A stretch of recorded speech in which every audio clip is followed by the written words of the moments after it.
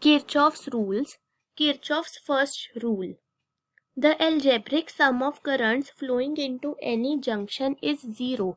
It means that sum of currents flowing into a junction is zero. Delta I is zero. एक junction में जितने भी currents आ रहे हैं उनका एल्जेब्रिक सम जीरो होता है. Delta I entering is equal to delta I leaving. For example, in this junction I2, I3, I5 currents are entering, I4 and I1 currents are leaving.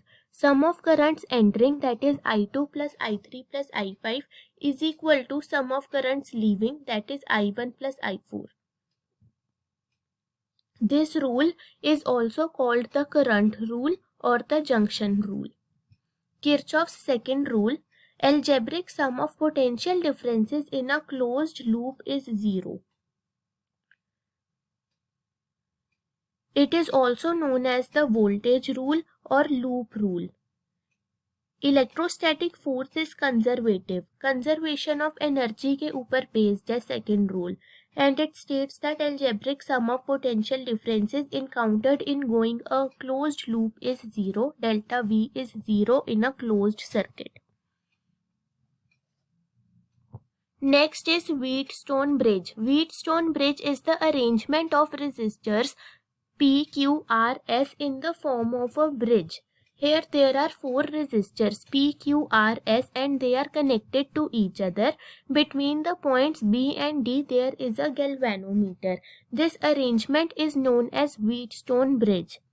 And Wheatstone bridge is said to be balanced when no current flows through the galvanometer. Wheatstone bridge is balanced when Ig is equal to 0, means the potentials at point B and D are same. Point B and D are at the same potential. Then the Wheatstone bridge will be balanced. And the condition for balanced Wheatstone bridge is P upon Q is equal to R by S. Meter bridge is the practical form of Wheatstone bridge. Meter bridge is the simple form of Wheatstone bridge. Here there is a 1 meter long wire used. It is also known as the slide wire bridge. AC is the resistance wire. It has a uniform area of cross section. It is 1 meter long. R is the variable resistance. G is the galvanometer, which is used to detect the balance point on the wire with the help of a jockey. K is the key. And with the help of this jockey, we have to find a point on the wire AC at which galvanometer reading is 0. That point will be known as the balance point.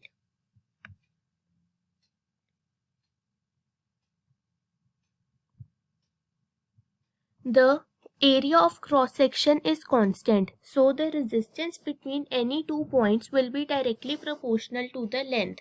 Resistance P is proportional to L and Q is proportional to 100 minus L. So when we find the balance point, then P by Q is equal to R by S, or L upon 100 minus L is equal to R by S. So from here we can find the value of S. Next topic is potentiometer. Potentiometer is an instrument which is used for measuring accurately the EMF or potential difference. Potentiometer gives us the accurate EMF of a source.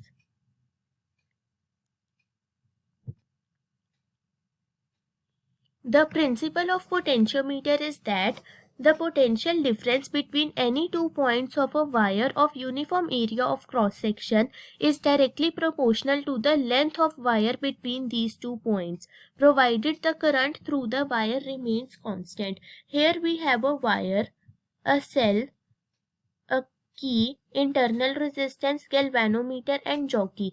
With the help of jockey we will find the balance point on this wire, which will help us to determine the EMF of this cell.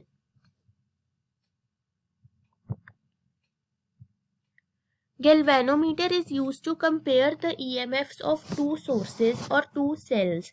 In case we want to compare the EMFs E1 and E2 of two cells, we will find the balance point separately for each of them. And since potential difference is proportional to length, E1 is proportional to L1, E2 is proportional to L2, so E1 by E2 is equal to L1 by L2. Potential difference is directly proportional to the length. This is the principle of potentiometer. And in case we want to find the internal resistance of the cell with the help of potentiometer, then a setup like this diagram we have to arrange. First we will find the balance point when K is open, and then we will find the balance point when K is closed.